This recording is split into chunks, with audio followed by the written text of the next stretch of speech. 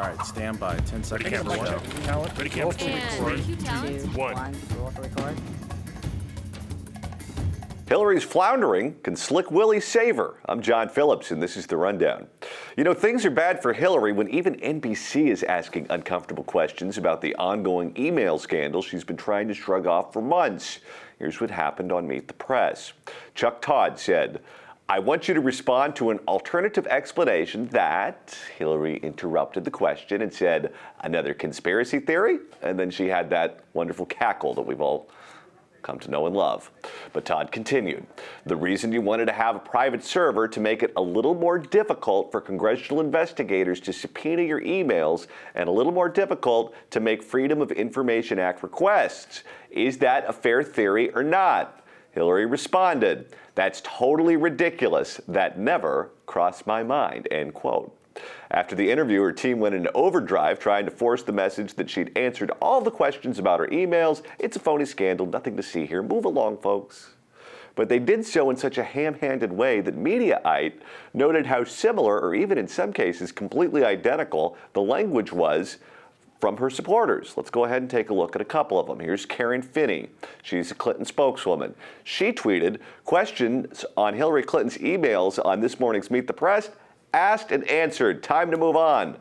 Pro-Clinton Super PAC director Brad Woodhouse tweeted the exact same message. Hillary Rosen, a CNN Democratic pundit and former lobbyist, at least changed a couple of words. She tweeted, "Questions on Hillary Clinton's emails on yesterday's Meet the Press asked and answered. Time to move on, please." Former Clinton Super PAC leader Buffy Wicks rewrote the talking point a bit, saying Hillary Clinton responds to questions about emails on Meet the Press. Good answers. Time to move on to substance, please. And former Michigan governor and head of another pro-Clinton Super PAC, Jennifer Granholm, tweeted the same sentiment before she even watched the interview, saying, "Cannot wait to see Hillary Clinton on Meet the Press this AM. Sounds like she answered every email question ever. Now, time to move on," end quote. Aren't you glad campaigns are legally barred from coordinating with super PACs? No communication there, no memos. The Hillary campaign also trotted out Bill Clinton to address the email controversy on CNN. Here's what he had to say. "So this is just something that has been a regular feature of all of our presidential campaigns except from 2008 for unique reasons. Ever since Watergate, something like this happens. The other party doesn't want to run against her. And if they do, they'd like her as mangled up as possible. I'm amazed that she's borne up under it as well as she has. But I have never seen so much expended on so little." Let's go ahead and take a look what he said a little more closely. First, the comment about 2008. Is he saying that Obama didn't face a scandal? Then he brings up Watergate. Probably not a comparison the campaign would be very happy with. Finally, he gets back on track and says, "She's doing great and there's really no scandal here. If this was a trial balloon for getting some charisma back in the Hillary campaign by bringing back Bill, it was a mixed bag. Can he save her or will he just make more trouble?" Joining me to talk about all of these questions and much, much more is our pal, PJTV contributor and political satirist, Scott Ott, and here in sunny Southern California, stand-up comic and PJTV contributor, Stephen Cruiser. You know, these tweets after the Meet the Press appearance were hilarious because they were all saying the exact same thing. And the campaign is not supposed to coordinate with the super PACs at all. Clearly there was a memo. Could the tweets even bring on more problems for the Hillary Clinton campaign if we find out that there was coordination? Well, it's obvious there was coordination, and it could bring on some problems.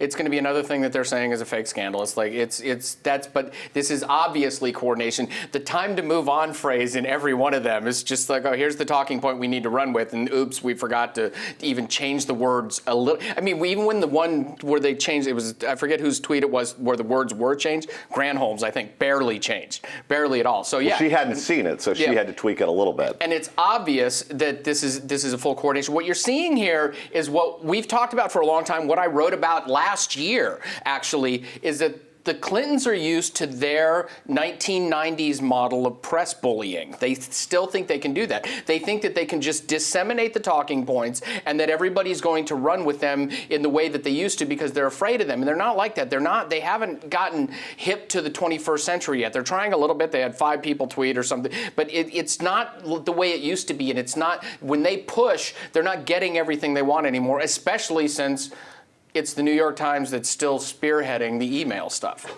You know, Scott, this is not the first time this has happened. When we looked at some of Hillary Clinton's emails that were made public, there was an email correspondence between her and Paul Begala that gained a lot of attention, where he was going on a CNN panel to rate her as Secretary of State. He gave her an A+, and they coordinated what he was going to say before he appeared on TV. Not as a Clinton spokesman, but as a CNN political analyst. When you look at this, and you look at the same people that are out there obviously giving the Clinton campaign line on all of this as independent operators or super PAC operators, it really leads you to believe that there's a lot of astroturfing going on here. And these are the same people that would then turn around and call the Tea Party an astroturf organization. And we have more evidence that that's exactly what they are. And they're still in the bullhorn era. They still see messaging as just going, here is what you are to believe, and that there's no feedback from them. I mean, when there were 3 major news networks that did 1 hour a day of news, and if you wanted to complain about it, you had to like write a letter with your hand on a piece of paper. You could get away with stuff like that. And when letters to the editor were strictly controlled by the New York Times, Washington Post, or whatever your local newspaper was. But now, before the words are already completely out of her mouth, people are on Twitter. And all of those tweets that you showed where they are just trying to do the bullhorn strategy once again, the opponents of Hillary Clinton immediately took those, pointed out the strategy, and multiplied the message back at her more than she could possibly hope to control. She needs to, move into the new century. You know, it's interesting. Before you ask me, can I just say to your point there, nothing is spontaneous with modern Democrats or the American left right now. It is all top-down astroturf, from the protest to every little protest, big protest, political messaging. There is no grassroots. There is no bottom up. It is all top down. The only thing more contrived than that were the last 5 years of The Late Show with David Letterman. Which every little giggle was scripted on, I think. Well, to that point, you look at who's doing well in the polls right now in this election cycle. It's all the outsiders. It's Donald Trump. It's Carly Fiorina. It's Ben Carson. I'd even throw Ted Cruz in there. On the Democratic side, it is Bernie Sanders. If a Michael Bloomberg jumped in, there's no doubt in my mind that he would be a force to be reckoned with in that primary. If people are so upset with the status quo and they're so upset with the games that have been played in Washington for years and years and years, isn't she slipping herself that proverbial poison pill by doing this, by so closely aligning herself with the politics of old? Well, yeah, but she doesn't really know that because she's not a savvy politician. She's not her husband. And I don't know that they communicate a lot backstage, John. I don't know how friendly they are, and I'm guessing not to. So she's not. She needs a consultant to tell her that first before she grasps it. And that's been the ongoing theme here. And the reason they want to trot out Bubba now is because he is the good politician. He's authentic. She's not. Yes, and they want him to basically become her for the rest of the campaign, I think.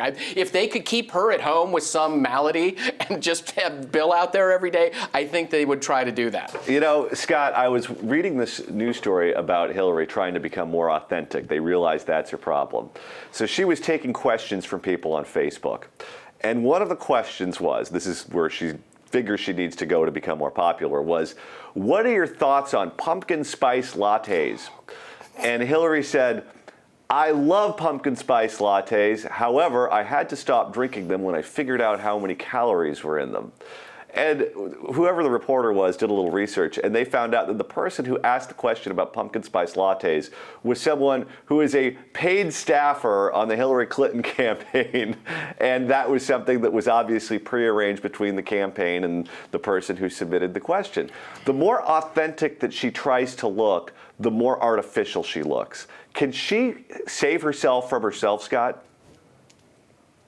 You know, you can never go wrong courting votes in the United States by identifying with the obese. I mean, you almost get my vote on that one. So that's what she was trying to do there, is just connect to the average person who's swilling down those pumpkin spice lattes. You know, bringing Bill into this, Bill Clinton, her husband, into this, would be a genius political move. Except I find it a little strange that in his first comments in a while that got much traction, he starts talking about Whitewater again. Now, what kind of, if you're trying to help Hillary's campaign, why would you bring up a scandal from the past that the Clintons were involved in, and it was never really fully worked out or resolved to the public satisfaction? So sometimes I think that Bill wants more than anything in the world to be the first gent or first dude, and other times I think he would love more than anything in the world to see his own wife humiliated and have her dreams cut off at the legs. Let's go to this theory that Bill has the magic touch. Okay, he won 2 national elections, 92 and 96. The first time it was a 3-way race. I believe he won with 43%. Not the first 3-way Bill Clinton's been involved with. Yes. The second time he beat Bob Dole, I believe he was held under 50%. Then you go to 2000, and Al Gore didn't want Bill Clinton campaigning with him because he thought he was such a liability. Then you go to 2008, and Hillary Clinton sent Bill out to campaign on her behalf, and he caused a lot of problems for her, including in the South Carolina primary, where a lot of Democrats thought that he was making a racially tinged argument against Barack Obama. You go to Senate races that have happened over the last couple of cycles. They sent him to places like Arkansas, where he won many elections as governor and attorney general before that. Republicans picked up seats there.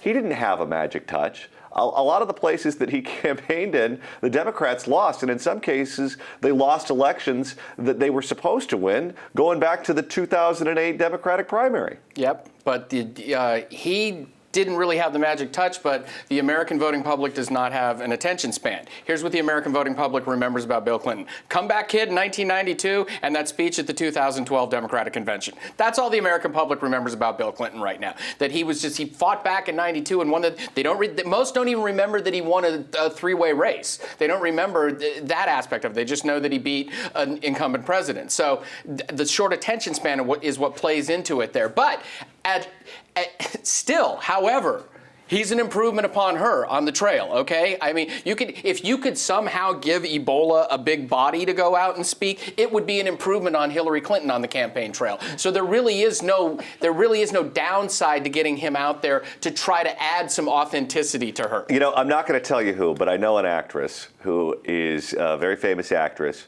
who has a rule, an unwritten rule, whenever she's in a show, that there can't be anyone on the show prettier than her. Because she feels like if there's someone who's there that's prettier than her, then people are going to talk about how she's losing it. Yeah.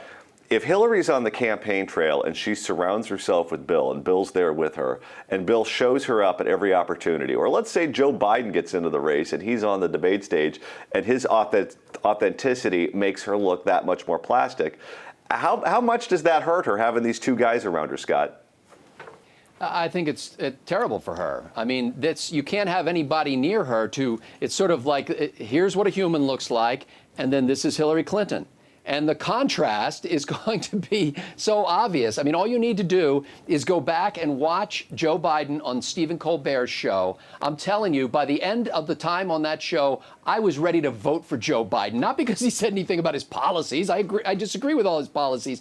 But he was human. He was warm. He came across as authentic. He came across as somebody who had struggled with the problems that we have. And he's wrestling in his soul. And it comes across as genuine. Hillary, no matter who she's up against in the Democratic primary, or if she survives that process, if she gets anybody like a Marco Rubio or Carly Fiorina against her, she's just going to look like a $3 bill.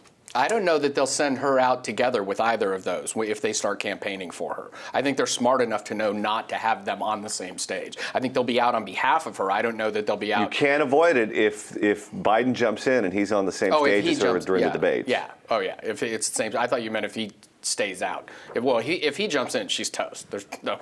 Yeah. You know my theory on that. He won't jump in until he knows that means it's the foot on the throat of her campaign.